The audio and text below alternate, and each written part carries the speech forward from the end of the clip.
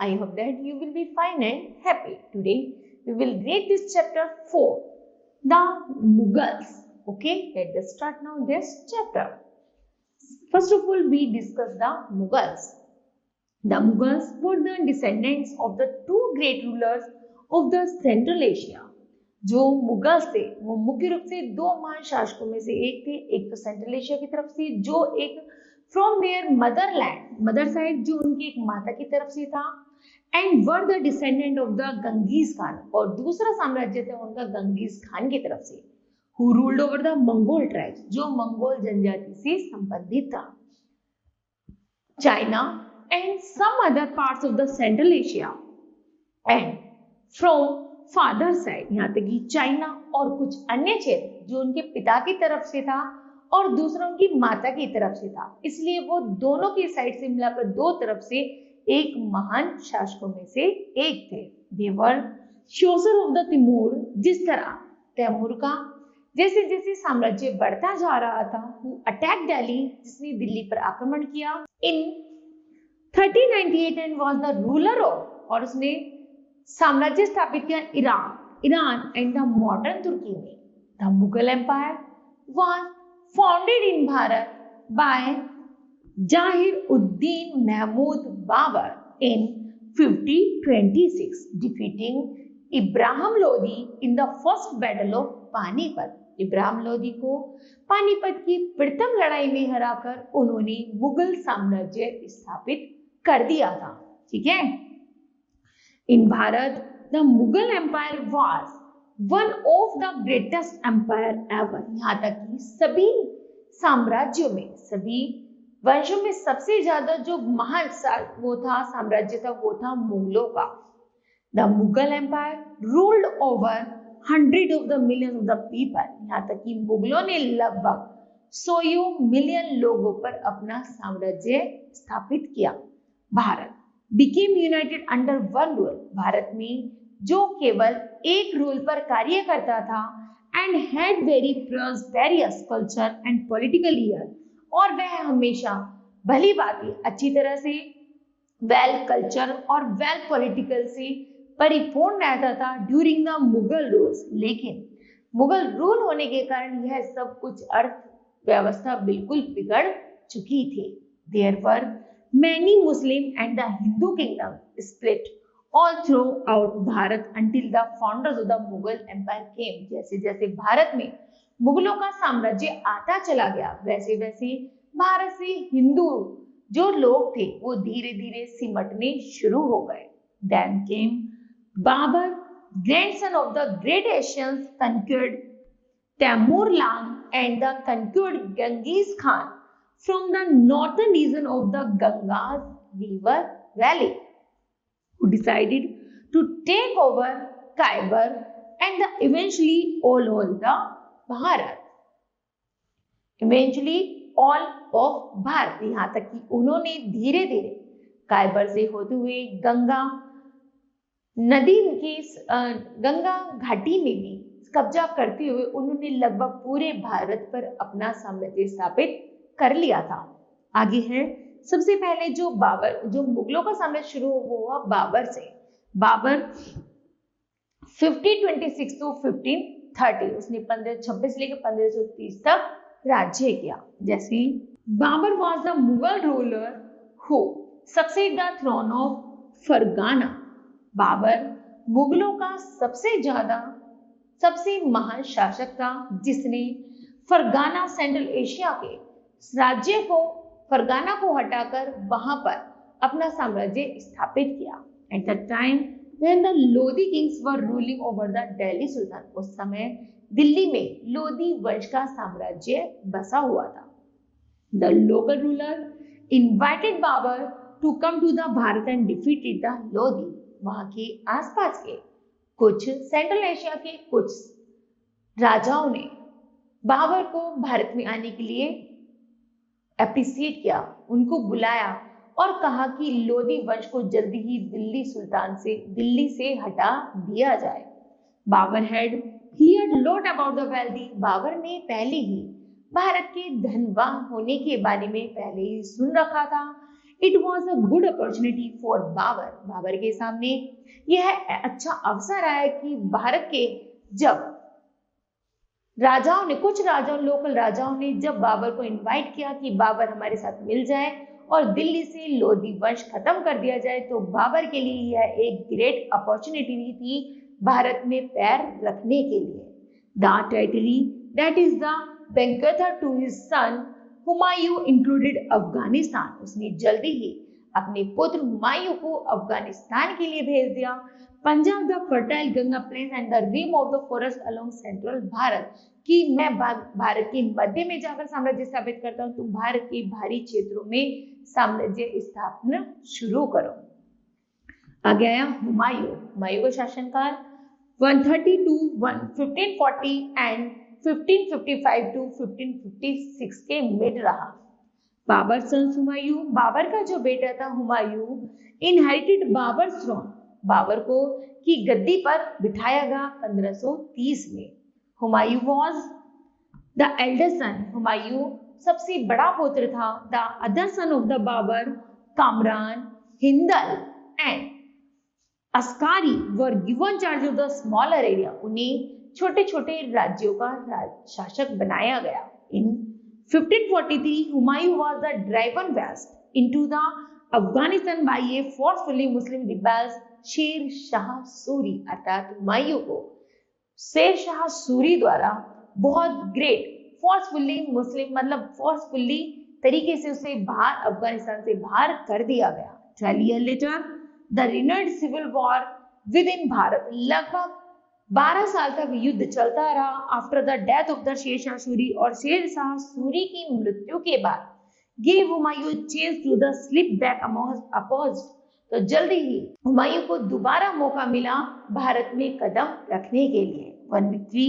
Eight Sirhind in the 1555 was enough to recover him the throne, और जल्दी ही उसे 1555 ईस्वी में वहां का राजगद्दी का शासक नियुक्त किया गया। But 6 months later Humayun died in accidentally fall down a stone staircase, यहाँ तक कि पत्थर की सीढ़ियों से रपटकर एक्सीडेंटली उसकी मृत्यु 6 साल बाद, 6 months बाद हो गई थी। His 13-year-old son अकबर, जब उनका पुत्र केवल 13 वर्ष का था, जिसका नाम था Akbar, would seems to have little chance of the holding on the Bharat, फिर उसके बाद अकबर ने भारत की शासन को संभाला। And yet he was who established the mighty Mughal emperor, और एक अच्छे बादशाह के रूप में उभारा। उसके बाद है शेर Shah Suri. Sher Shah Suri, Sher Shah Suri real name the Farid Khan, was the son of the Afghan jagirdar in Sasaram, Bihar. He looked after the Mughal Empire after defeating Humayun, जब मुगल एम्पायर हुमायूं को हराकर उन्होंने लगभग 1540 में दिल्ली पर अपना साम्राज्य स्थापित किया। उसी के अनुसार फाउंडर सूरी डायनेस्ट, और उन्होंने एक सूरी वंश की स्थापना भी की। एज अ किंग, जब वो एक राजा थे, he had several achievement in his credit, तो उन्होंने बहुत सारी ख्यातियां प्राप्त की।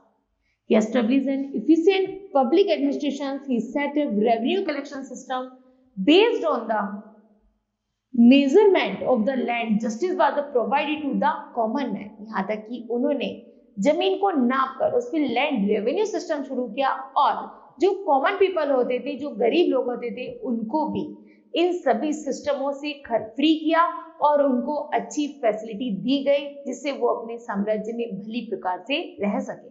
Numerous civil works were carried out during this short region planting of the trees, उसके अलावा उन्होंने planting of the trees, walls building, सारी इंस आदि की स्थापना की, आदि अपने साम्राज्य में शुरू की। It was under is the rule that the grand trunk road from the present day, उन्होंने जल्दी ही शेर शाह सूरी ने ग्रैंड ट्रंक रोड का स्थापना की, जो लगभग, जो आज भी वर्तमान में कोलकाता से पेशेवर तक बनी हुई है। The currency was also changed to finely minted silver coin called dam, जल्दी ही उन्होंने फिर करेंसी को भी बदला और उसे सिल्वर कॉइन से बदलकर उन्होंने एक डैम में कन्वर्ट कर दिया। However Sher Shah did not survive long after his session, जल्दी ही शेर शाह ने राजगद्दी पर तो इतने नहीं बैठे, इतना शासनकाल नहीं किया देर तक, बल्कि उन्होंने जितना समय बिताया उन्होंने अपनी सोसाइटी, अपनी पूरी दिल्ली को एक अच्छी तरह से वेल डेवलप करने के लिए नए नए कार्य भी किए। And died in 5045 after a short region of the 5 year, लगभग 5 साल के अंतराल के बाद उनकी मृत्यु 1545 ईस्वी में हो गई थी। नेक्स्ट है, उसके बाद आता है अकबर। अकबर का शासनकाल, अकबर का शासनकाल 1556 से 1605 तक रहा। After the death of the Sher Shah Suri, Sher Shah Suri की मृत्यु के बाद हुमायूं उनमें रिकैप्चर दिल्ली इन 1555। ही died in 56 and he was succeeded by his son Akbar. और उसके बाद शेरशाह की मृत्यु के बाद दोबारा हुमायूं ने दिल्ली पर अपना शासन किया और 6 महीने के अंतराल पर मरने के बाद लगभग उन्होंने एक दिल्ली का शासनकाल अपने पुत्र जो 13 साल का था अकबर, उसको दे दिया। Akbar ascended the Mughal throne at the age of 14 under the guardianship of the Bairam Khan, अर्थात 14 वर्ष की उम्र में जब उन्हें दिल्ली का शासक बनाया गया तो वह उनकी संरक्षण अपने बहरम खां के संरक्षण में पलकर बड़े हो रहे थे और दिल्ली के सभी राजगद्दी पर बैठकर शासनकाल सीख रहे थे। During his reign, he enlarged his kingdom of the northern Bharat, Afghanistan and the Persian, यहाँ तक कि उन्होंने पश्चिमी भारत में पूरा आक्रमण जमा लिया था, इसके साथ साथ अफगानिस्तान और पर्सिया में भी। Although he was a Muslim, he had Hindu in the governor at the key post, यहाँ तक कि वो एक मुस्लिम थे लेकिन फिर भी वो हिंदू गवर्नर को इंपॉर्टेंस देते थे। Akbar and the 300 wives including some who was Hindu, Akbar की लगभग 300 पत्नियां थी, 300 पत्नियां थी जिनमें हिंदू धर्म की पत्नियां भी सम्मिलित थी। He was known for his principle manners and he love literary, यहाँ तक कि वह उनके सिद्धांतों को, साहित्य को सराहना करते थे और उनसे प्रेम करते थे। In fact, he was a literature, but they enjoyed serious discussions. यहाँ तक कि वे उनके साहित्य को बहुत गंभीरता से लेते थे और हिंदू और मुस्लिम दोनों धर्म का बहुत अच्छे से पालन किया करते थे। He also had built many fine buildings. He was known for the firmness and the wisdom of the rules. उन्होंने अपने साम्राज्य को एक नए कानून पारित किया and was given to the title guardian of the mankind, और मानवता के प्रति दया का उन्होंने एक टाइटल नाम दिया।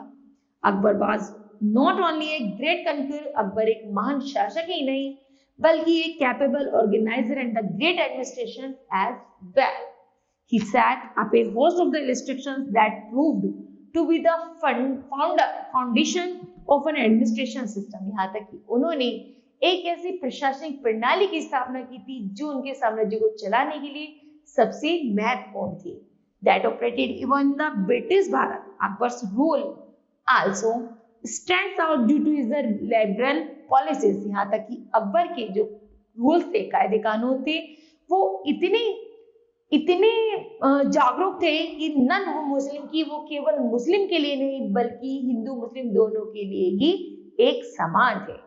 His religious innovations, the land revenue system and the famous मनसबदारी system, उन्होंने जल्दी ही उस अपने शासनकाल में रहने वाले लोगों के लिए लैंड रेवेन्यू सिस्टम और मनसबदारी सिस्टम शुरू किया था।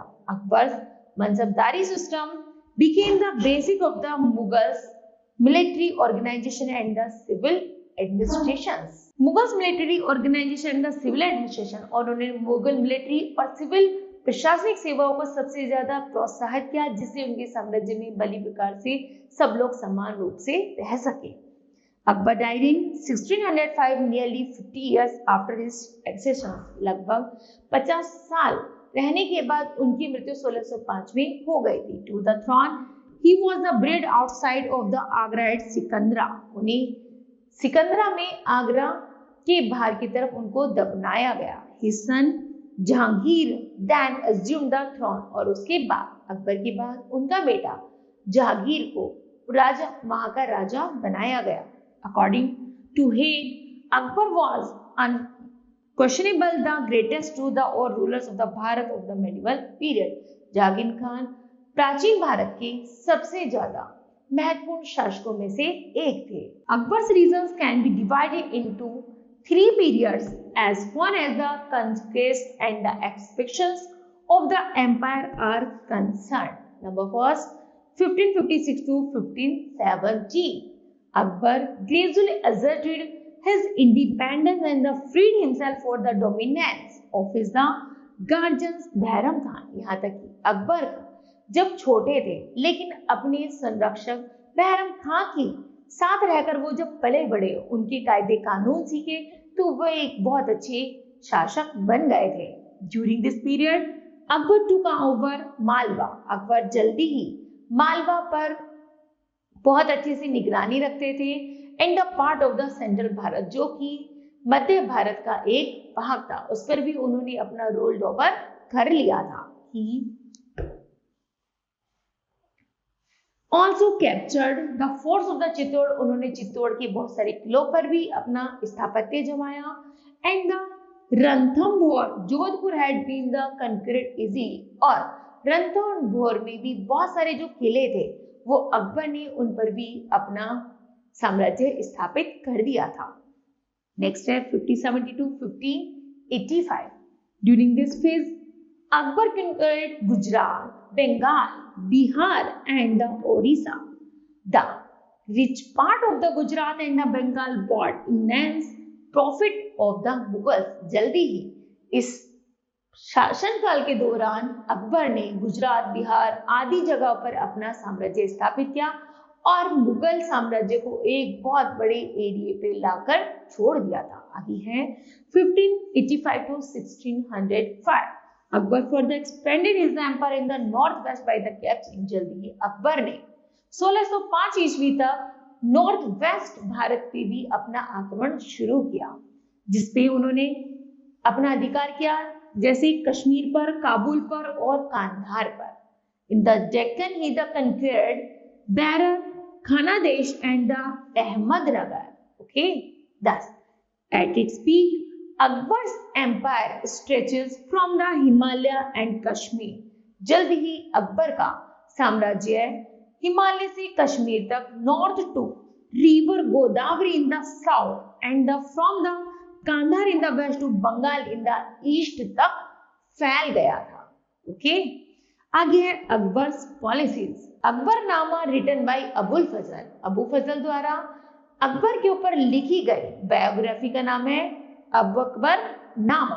Gives us the details about the events. उसमें जितनी भी अकबर के जीवन से संबंधित जो भी घटनाएं हैं, प्रशासनिक क्षेत्र हैं और जो भी उनकी राजनीतिक कार्य है, सब उसमें दर्शाया गया है. नेक्स्ट है Rajput policy. Akbar made the Rajput strong supporter of the Mughals. Akbar को अर्थात मुगलों को राजपूत की एक बहुत बड़ी ग्रेट सपोर्ट मिली, जिससे भारत पर उसका शासनकाल बढ़ता चला गया. He tried to gain their loyalty in many ways. Akbar defeated the Rajput. Akbar ने जब राजपूतों को हराया, but did not humiliate them. लेकिन मानवता को नहीं हरा सका.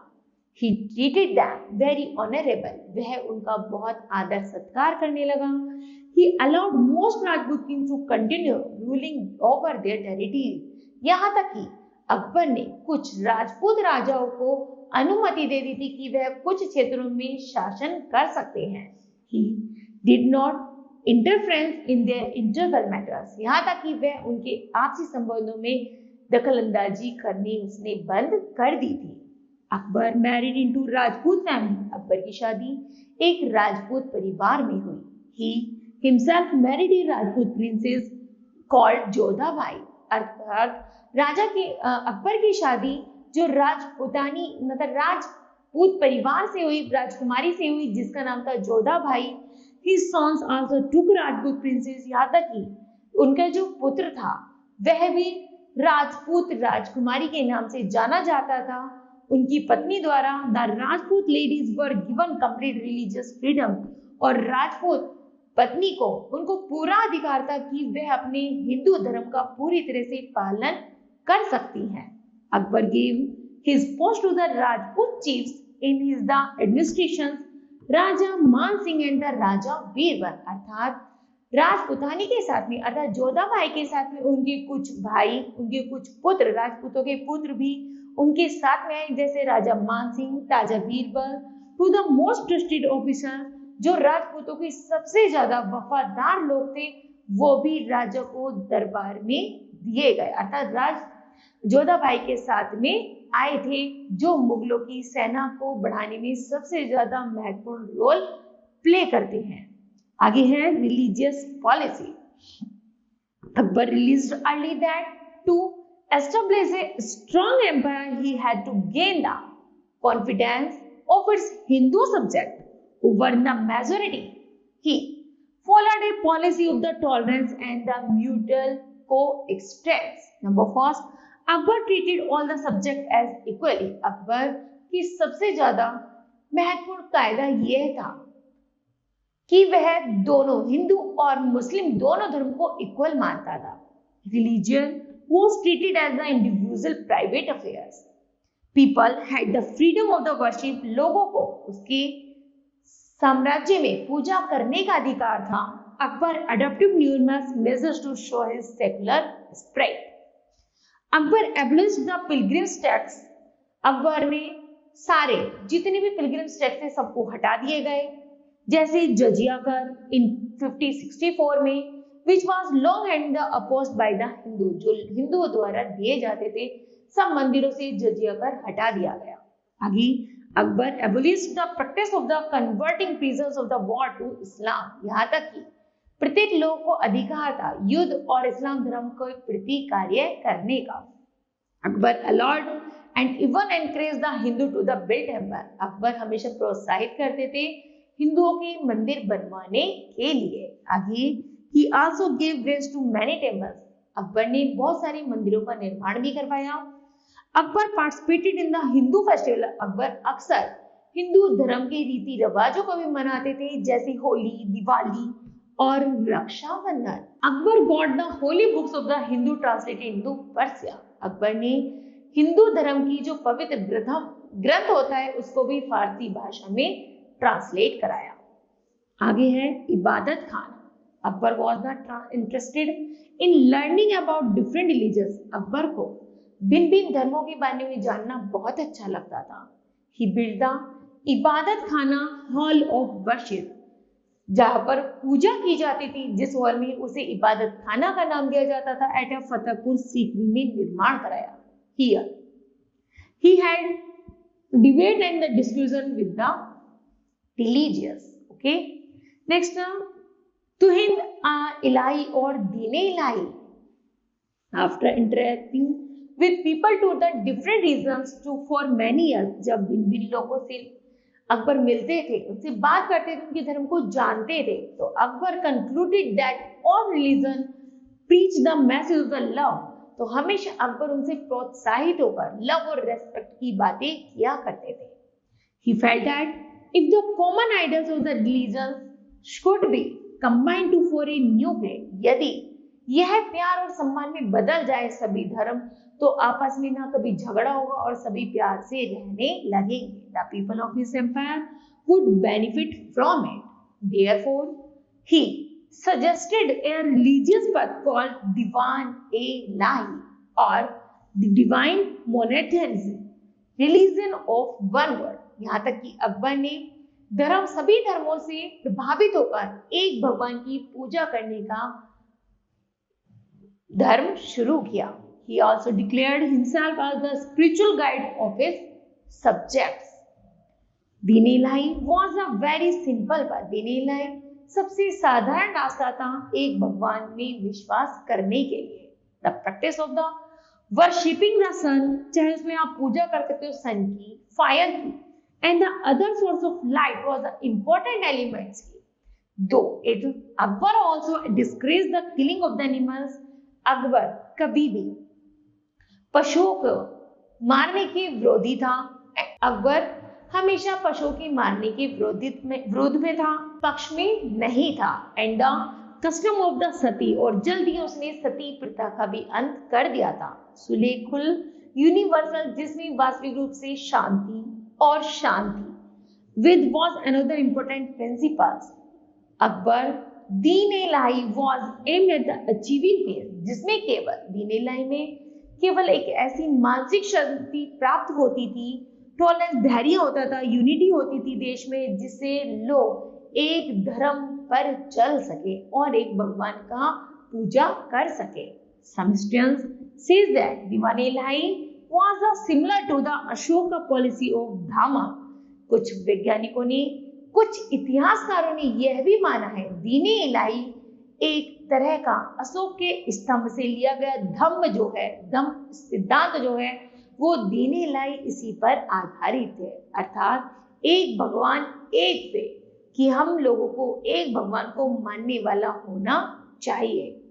दीन-ए-इलाही not a new religion. It did not have any rituals, scared books, lack of worship, or the priests. It was only a code of the moral conduct. Very few people adapted it. Raja Birbal was one of the few who did. Others such as the Raja Man Singh openly follow it. Okay.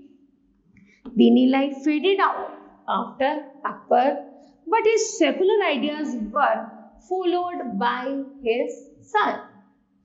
फिर है जहांगीर. जहांगीर है 1605 to 1627. After Akbar's death, his son Prince Salim ascended the throne and took the title of the Jahangir. अर्थात अकबर की मृत्यु के बाद उनके पुत्र सलीम को राजगद्दी पर बिठाया गया, जो जहांगीर के नाम से फेमस हुआ. कंक्लूड ऑफ द वर्ल्ड, जो संसार में जाना गया, continued Akbar's liberal and the secular policy. वह भी अकबर के सिद्धांतों पर ही चलते थे. ही मैरिड मेयर उन निशा. उनकी शादी मेहरुनिशा से हुई. Who he gave the title of the Nurjahan, जिसे नूरजहां की उपाधि मिली.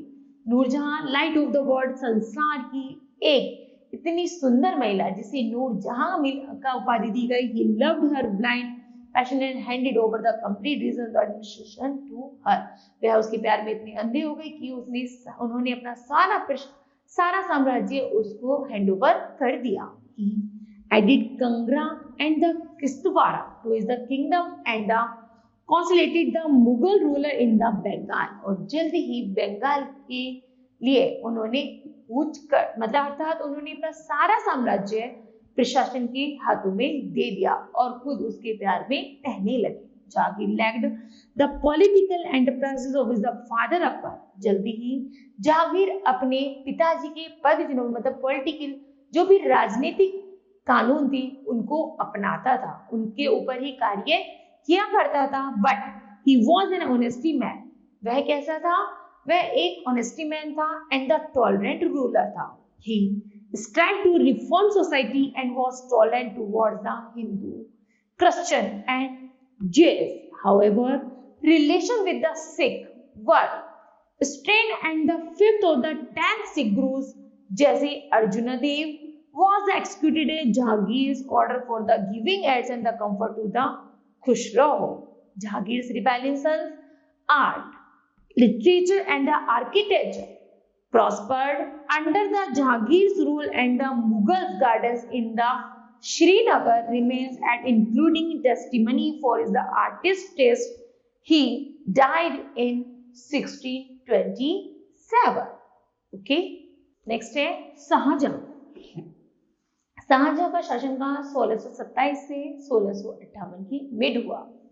After Jahangir's death, there was a war of the succession amongst his son. Prince Khurram defeated his brothers and became king in 1628. Khurram took the name of the Shahanshah. Khurram took the name of the Shahjahan. अर्थात जहांगीर का बेटा जो खुर्रम था, जब उसे राज दरबार में बिठाया गया, उसे शासक बनाया गया, तो उसका नाम बदलकर शाहजहां रखा गया. एम्परर ऑफ द वर्ल्ड, उसे संसार सम्राट माना गया. He further expanded his empire to the Kandahar in the north. वो कांधार पश्चिम के कांधार से लेकर conquered most of the southern Bihar तक उनका साम्राज्य फैल गया था. The Mughal Empire was at its zenith during Shahjahan rules. This was due to the almost 100 years. उसने लगभग 100 साल साम्राज्य किया. To unparalleled prosperity in the peace, और सब जगह उन्होंने शांति की स्थापना बनाए रखी. As a result, during his region the world witness the unique development of the art. उन्होंने ऐसे ऐसे यूनिक आर्ट, कला और साहित्य का ऐसा समायोजन प्रयोग हमारे सामने दिया है. जैसे Mughal empire, Shah Jahan as a build called the architect है. शाहजहां को मुख्य रूप से एक साहित्यकार राजा के नाम से भी जाना जाता है. The red fort and the Jama Masjid. Red fort और जामा मस्जिद जो दिल्ली में है वो दोनों ही शाहजहां द्वारा बनवाई गई हैं, जो बहुत civil engineer and the art पर आधारित है.